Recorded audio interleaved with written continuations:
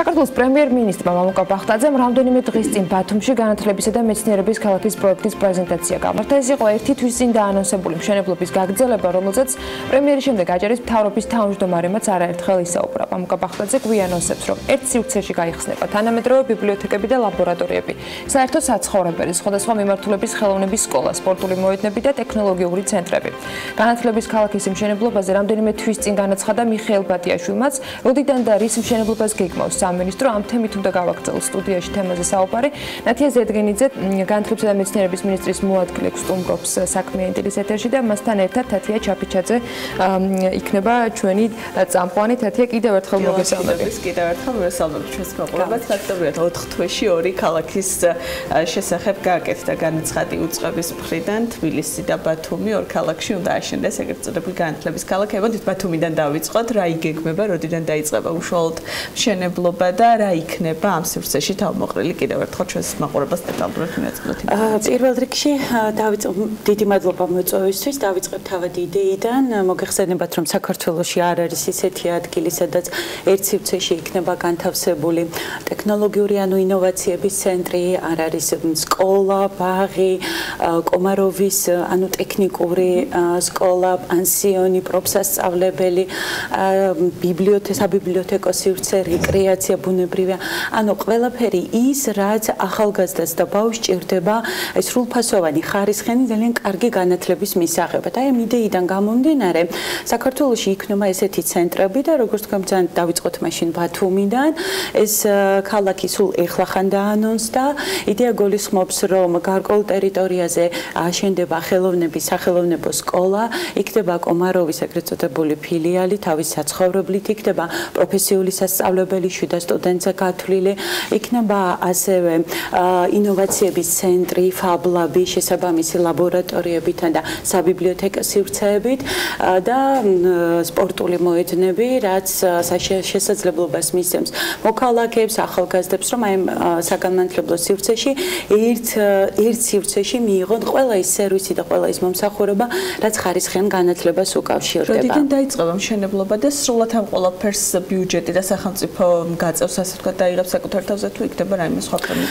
ბათუმის შემთხვევაში აქ ასე ვთქვათ, ჩვენ თანამშრომლობთ აჭარის განათლების სამინისტროსთან, გარკვეული ტიპის ხარჯები არის გადანაწილებული, მაგალითად, სახელოვნებო სკოლას აჭარის განათლების სამინისტრო საკუთარი ბიუჯეტური სახსრებით უზრუნველყოფს, ხოლო რაც შეეხება ყველა იმ სივრცეს, რომელიც ჩამოთვალე, მას უზრუნველყოფს განათლების სამინისტრო, კერძოდ ინფრასტრუქტურის შესაბამისი სააგენტო და ბუნებრივია ჩვენი ცენტრალური ბიუჯეტიდან წამოვა. ბიუჯეტი ეს არის მრავალწლიანი პროექტი, რაც გულისხმობს, რომ მშენებლობა უნდა დავიწყოთ ჩვენ 2019 წლის სექტემბრიდან, მანამდე მზადება უკვე გამზადებული არის პროექტები და კონცეფციები, საპროექტო კონცეფციები და უნდა მოხდეს მათი სატენდერო სახით განთავსება, უკვე ამას თავისი ვადები, პროცედურები სჭირდება და 2019 წლის სექტემბრიდან უკვე დავიწყებთ ეტაპობრივად ცალკეული შენობების და ცალკეული ფუნქციური არეების მშენებლობას. აქამდე ასევე ბუნებრივია სატენდერო განცხადებასთან წინ უსწრებს ფასთან მოკვლევა, რაც იმას ნიშნავს, რომ უნდა დადგინდეს შესაბამისი ფასი, რა დაჭდება გარკვეული სივრცე და ამის მიხედვით ცხადდება ტენდერი. რა თქმა უნდა, აქ არის საუბარი მილიონობით ლარზე და ასეთივე მაგალითად თბილისის შემთხვევაში მოგეხსენება დიდი ღომში ასევე დავიწყეთ უკვე განათლების და მეცნიერების ქალაქის მშენებლობა იგივე კონცეფციით, განსხვავებით იმით, რომ აქ 1500 ბავშვიანი სკოლა ბაღი იქნება, თანამედროვე სტანდარტების საჯარო სკოლა ბაღი იქნება, უკვე ტენდერი დასრულებულია, სამშენებლო პროცესები დაწყებულია და სკოლა, საჯარო სკოლა ჩვენ დავამთავროთ 2019 წლის სექტემბრისთვის. კომაროვის მეორე აქ საუბარი არის ჩვეულებრივ საჯარო სკოლაზე, ხოლო რაც შეეხება კომაროვის ფილიალზე, დიახ, კომაროვის ფილიალი კიდევ ცალკე შენობა, თავისი პანსიონით, თუ არ მინდა შემიშალოს დაახლოებით 100-მდე მოსწავლის თვის იქნება განყოფილი საერთო საცხოვრებელი და კომაროვის სკოლა 2019 წლის ბოლოს უნდა დასრულდეს, ეს მეორე შენობა, რომელიც ამავე ტერიტორიაზე იდგება. თავად თბილისის პროექტის დასრულების ვადა გახლავთ 2020 წლის დასასრულს, სრული დასრულება და რაც შეეხება ბათუმს 2019 წლის სექტემბერში დაიწყება, ბუნებრივად 19 წლის ბოლოს ჩადოსნური ჯოხით ვერ დასრულდება, შესაბამისად 2020 წლის დასასრული ეს არის აი ყველა ძირითადი საქმიანობის დასრულება, რომელიც პროექტი თქვა განსაზღვრული. ეს არის საკმაოდ ესეთი დიდი ჟესტი მთავრობისგან, სახელმწიფოსგან, რამე თუ მასში იხარჯება ძალიან დიდი თანხები იმისთვის, რომ უზრუნველყოფილი იყოს არა მხოლოდ თანამედროვე სტანდარტებით მოდერნიზირებული და აშენებული შენობები, არამედ ტექნოლოგიურად, ლაბორატორიულად ინოვაციებზე და თანამედროვე ტენდენციებზე აგებული სასწავლო საგანმანათლებლო გარემო.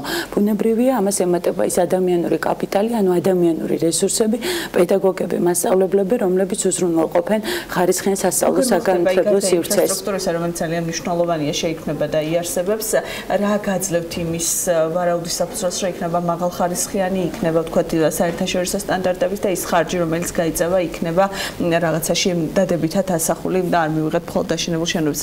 რას გააკეთებ სამინისტრო იმისთვის, რომ მაღალი ტექნოლოგიები შევიდანოთ, პედაგოგები იყვნენ მაღალი ხარისხის და ეს ყველაფერი მე ეს სიკეთე გავრცელდეს მთელ ქალაქებზე, მათ შორის თბილისსა და ბათუმზე, რასაც ახლა საუბრობთ. თუ გეგმავთ მსგავსი ქალაქების აშენებას სხვა საქართველოს სხვა ლოკაციებზე. მეორე კითხვიდან დავიწყებ. დიახ, მოაზრებული არის ასევე სხვა ლოკაციებზე მსგავსი ტიპის შედარებით ქალაქის ზომიდან და მასშტაბიდან გამომდინარე შედარებით მცირე მასშტაბის ქალაქების მშენებლობაც მსგავსი კონცეფციებით შეიძლება ყველგან საჯარო სკოლა არ იყოს, მაგრამ იყოს პირობითად ბაღი ან სხვა ტიპის დაწესებულება. რაც შეეხება თქვენს კითხვას, რას აკეთებს სამინისტრო იმისთვის, რომ ხარისხიანი სასწავლო პროცესი იყოს, მოდით ამ პროცესს დავყოფთ სამ კომპონენტად. ერთი ეს არის თავისთავად შენობა, ნაგებობა და მას გააჩნია თავისი სტანდარტები.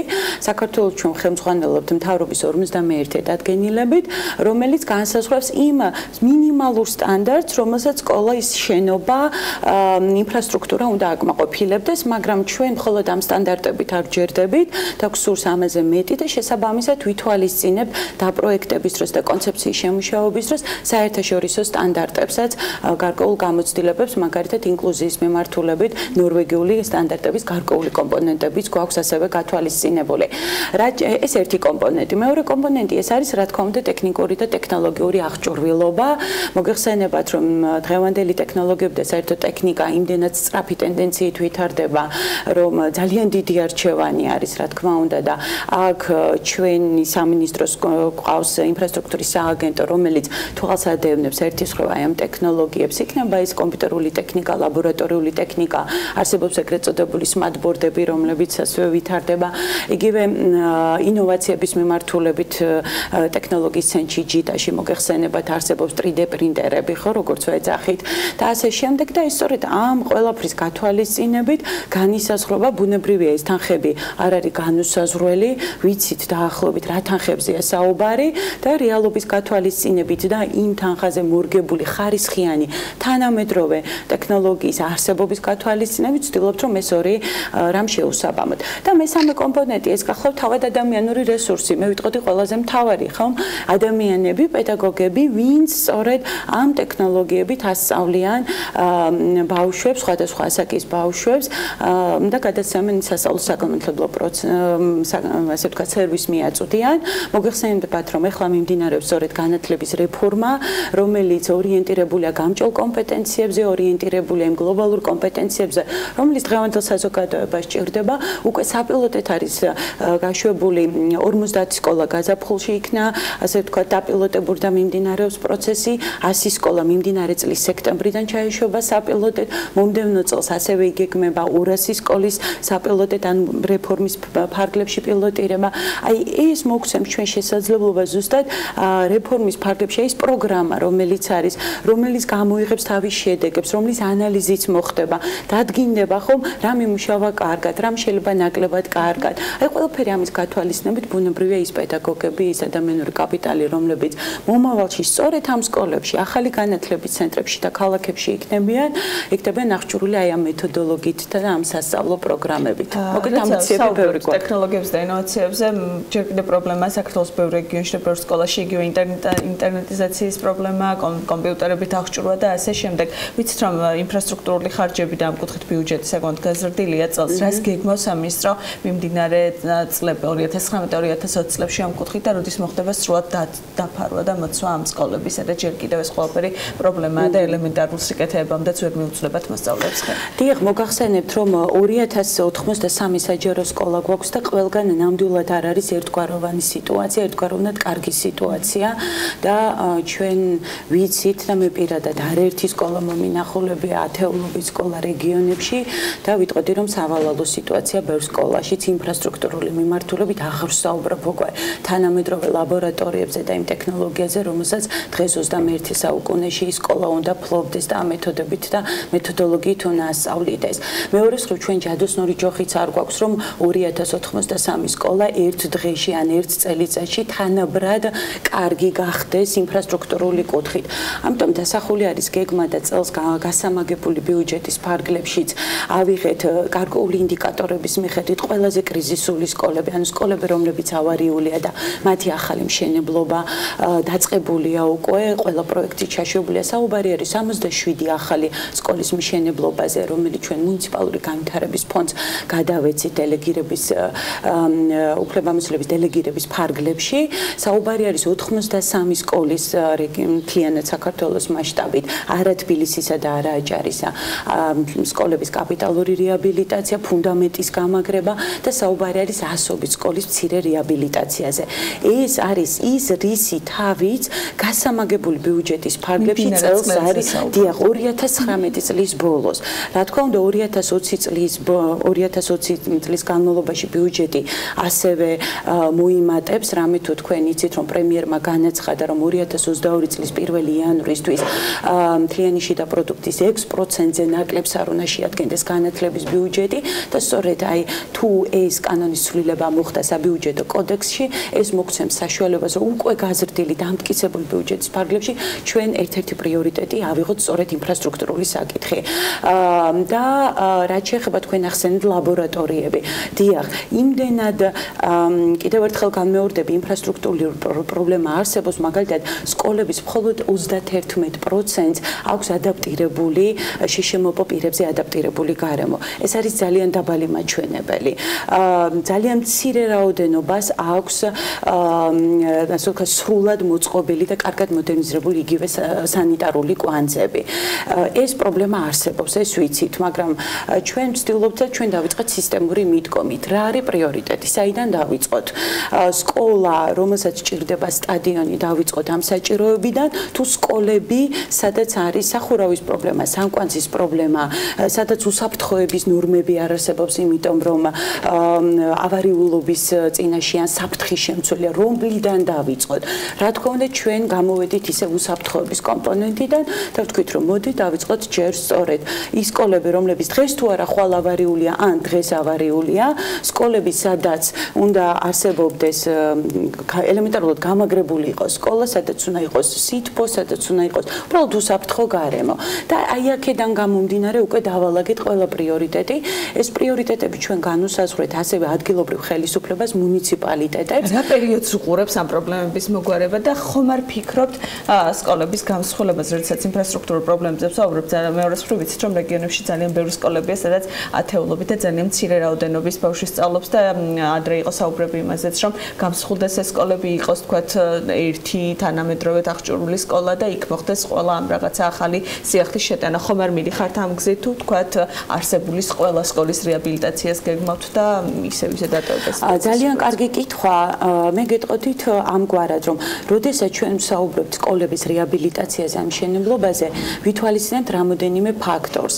ერთ-ერთი მნიშვნელოვანი ფაქტორი, რა თქმა უნდა, ეს არის დინამიკაში, ბოლო 5 წლის განმავლობაში, რა ოდენობის ბავშვები იქნენ, ასე ვთქვათ, სწავლობდნენ ამ სკოლაში, როგორია პროგნოზი. პროგნოზის დროს ჩვენ ვითვალისწინებთ კონკრეტულად იმ თემში, იმ სოფელში, ან ახლობელი სოფლების გათვალისწინებით დემოგრაფიულ, ასე ვთქვათ, პროგნოზს. აი ამ მაჩვენებლების მიხედვით ჩვენ უკვე განსაზღვრავთ, რომ თუ პირობითად დღეს სკოლაში სწავლობს 30 ბავშვი, აი მე გუშინ გახლდით ახალციხის რაიონში, რამოდენიმე სოფელში, სადაც არსებობს ფანტასტიკურად გარემონტებული შენობა, ორი უზარმაზარი სკოლის შენობა, სადაც 1000-მდე ბავშვი შეიძლება იქნეს დატეული, იმხელა სკოლა, მაგრამ ფაქტობრივად სწავლობს მხოლოდ 7 მოსწავლე. იმიტომ რომ დენადობა, ასე ვთქვათ, ახალგაზრდების ოჯახების ამ სოფლებიდან არის მაღალი და შესაბამისად შენობის ასე ვთქვათ შევსება ვერ ხდება. მოწდედია. და ამავდროულად ამ სკოლაში არის ორი ამდაგვარი სკოლა და არის მესამე სკოლა, რომელიც ამბობს, რომ მეც მინდა რომ ახალი ვიყო, მეც ამიშენე. რომ გადავხედოთ ასე ვთქვათ მიზანშეწონილობით, მიზან თანხების ოპტიმალური განაწილებით, კიდევ მესამე სკოლა აშენდეს მაშინ, როდესაც გარკვეულ დასახლებაში 2000 ბავშვიანი სკოლა, სადაც 100 მოსწავლე სწავლობს. ასეთ შემთხვევაში ჩვენ ცოტა სხვანაირად ვუდგებით და ჩვენ ვამბობთ, რომ აქ ამის საჭიროება სისწრაფე არ არის საჭირო და გვერდით სოფელში, რომელიც შეიძლება არის უფრო მაღალმთიანი, სადაც უფრო მკაცრი კლიმატური პირობებია, სადაც ეთნიკურად უმცირესობა სწავლობს, სადაც მხოლოდ არ ვიცი 20 მოსწავლეა სკოლაში ჯამში, იმიტომ რომ საბაზო სკოლა და სადაც ასევე ითხოვენ რომ ქართული ენა, ლიტერატურა, ანუ ქართული საგნობრივი სწავლებაც იყო შემოტანილი და ითხოვენ რომ სკოლა გქონდეთ. ჩვენ პრიორიტეტს ახლა ამ შემთხვევაში, ამ კონკრეტულ შემთხვევაში ვაინჯებთ სწორედ ასეთ кейსებს. ანუ მე იმის თქმა მინდა რომ ცალსახად იმის თქმა რომ ჩვენ გამსხვილებისკენ ან შემცირებისკენ მივდივართ, ეს არასწორი იქნება. რამე თუ თითოეული რეგიონი, თითოეული მუნიციპალიტეტი, თითოეული თემი არის მაინც ინდივიდუალური кейსი. შეიძლება ერთი სკოლა მეორე სკოლისგან იყოს თუნდაც 5 კილომეტრით პირობით დაშორებული, მაგრამ ის 5 კილომეტრი თქვენცით რომ ჩვენ ტრანსპორტირებას უზრუნველყოფთ ხომ ბავშვების სკოლაში მიყვანას და წამოყვანას, თუმცა 2009 წლის იანვრიდან ის უკვე მუნიციპალიტეტების პრეროგატივაა და ჩვენ ეს დელეგირება გავაკეთეთ, ისინი განახორციელებენ და თუ ორი სკოლა პირობითად 5 კილომეტრის რადიუსია და შეიძლება ხა 5 კილომეტრი თბილისის ის მასშტაბით დიდი მანძილი არ არის, რეგიონში თან შეიძლება მაღალმთიანში, თოვში, სიცივეში ეს 5 კილომეტრი საკმაოდ სახიფათოც იყოს, მიუვალიც იყოს და რთული იყოს ელემენტარულად საბაზო სკოლის მოსწავლისთვის ამ 5 კილომეტრზე გადაადგილება. ამიტომ ასეთ ფაქტორებსაც ვითვალისწინებთ. მოკლედ მიდგომა არის არაერთგვაროვანი და თითოეულ кейს, თითოეულ შემთხვევას მაინც ჭირდება ინდივიდუალური მიდგომა. თან რეგიონებს მაინც განსხვავებული სპეციფიკები აქვს, ადგილობრივ მოსახლეობას განსხვავებული საჭიროებები, თავიანთი ფასეულობებიც მე ვიტყოდი და მეორე მხრივ რა თქმა უნდა ჩვენი ხედვა გვაქვს და ვინ გეგმის მიხედვით რა პერიოდი სჭირდება ამ ელემენტარული პრობლემების გადაწყვეტას, ისეთ როგორც არის თქვა საფირფარე შევები იმას, აი ეს ელემენტარული ინფრასტრუქტურა, რასაც 21 საუკუნეში ბევრი სკოლა ვერ იღებს საქართველოში, რა პერიოდი გჭირდებათ, რომ ამ მიმართულებით თანხების გამოყოფა, ასე ვთქვა, საკმარისი იყოს და მოგვარებული იყოს ეს პრობლემა. ჩვენი გათვლით დაახლოებით 2022 წლამდე, 2022 წელსაც ვიტყოდი, მაინც არის ის პერიოდი, როდესაც მეტნაკლებად ყველა სკოლა შეიძლება ის რაოდენობა სკოლებისა, რომლებიც დარჩენილია და ბევრი ამდაგვარი ნამდვილად ასობით სკოლას ვიტყოდი მე, სადაც არის მოსაწესრიგებელი ყველაფერი, მაგრამ ამავდროულად არ დაგავიწყდეთ, რომ არის ხანდაზმულობის ვადა და უშუალოდ სკოლა, მაგალითად 2012 წლიდან დღემდე 53 სრულიად ახალი სკოლა აშენებული, მაგრამ დროთა განმავლობაში ამ სკოლებს ჭირდებათ, რა თქმა უნდა, ყოველ წელს მოვლა პატრონობა, შენარჩუნება, ამიტომ 10 წლის თავზე, უკვე 2022 წელს უკვე 10 წლის ნაშენებ სკოლას აუცილებლად დასჭირდება თავისი სარეაბილიტაციო, თუნდაც მცირე რეაბილიტაცია. ანუ ეს ყოველთვის, ასე ვთქვათ, ongoing, ანუ მუდმივი პროცესია, მაგრამ ის აუცილებელი პირობები, რაზე არის სანიტარული კვანძები, სახურავის მოწესრიგება, ის ფუნდამენტური საკითხები, არსებითი, რაც დღეს ელემენტარულად სკოლას უნდა გააჩნდეს, ამას 3-4 წელიწადი ნამდვილად დაჭირდება გაზრდილი ბიუჯეტის ფარგლებში, რა თქმა უნდა, ადგილობრივი მუნიციპალიტეტის დახმარებით, ინფრასტრუქტურის სამინისტროს მუნიციპალური განვითარების ფონდის დახმარებით და რა თქმა უნდა ერთი პოლიტიკითა და ხედვით. სხვა შემთხვევაში უბრალოდ ეს წარმოუდგენელი. ახალი სკოლების აშენების კუთხით რამდენი სკოლის აშენება იგეგმებოდა თუ დაემატება ისეთ რეგიონების სოფლებს, სადაც აქამდე არასდროს არ ყოფილა და თქვა გაჩნდება საშუალება 22 წლამდე 19-21 თქვა ეს 3 წლის განმავლობაში დაემატოს რომელი ასეთ რეგიონი. ახალი სკოლები წელს 67 სკოლა არის დაგეგმილი, უკვე შეშვებულია ფაქტიურად ყველა პროექტის ატენდეროთ და დიდი რაოდენობა უკვე ამ ტენდერებისა დაკონტრაქტებულია, რაც იმას ნიშნავს, რომ თქვენ მოგეხსენებათ, რომ სწავლა უკვე მთავრდება 16 ივნის და ბევრი სამშენებლო პროცესები, თუმცა ის ავარიული სკოლები ბუნებრივია, რომლებიც ავარიულია და დასანგრევი იყო, დაინგრა და იქ სასწავლო პროცესი ბუნებრივი არ მიმდინარეობს, მაგრამ სადაც კაპიტალური რეაბილიტაცია არის გასაკეთებელი, სწავლა როგორც კი დასრულდება 16 ივნის, უკვე დაიწყება ამ დაგვარ სკოლებში, საუბარია 83 საჯარო სკოლის კაპიტალურ რეაბილიტაციაზე, აქ დაიწყება სარეაბილიტაციო სამუშაოები. ჯამში 67 ახალი სკოლა, 83 რეაბილიტირებული, კაპიტალურად რეაბილიტირებული და დაახლოებით ასეულობის სკოლა ჯამში მთლიანი რეგიონების მასშტაბით ყველა მუნიციპალიტეტთან გვაქვს ჩვენ შეთანხმებული რომ სკოლებზეა საუბარი და ასე წლის ბოლომდე ეს უნდა დაიფაროს, რა თქმა უნდა.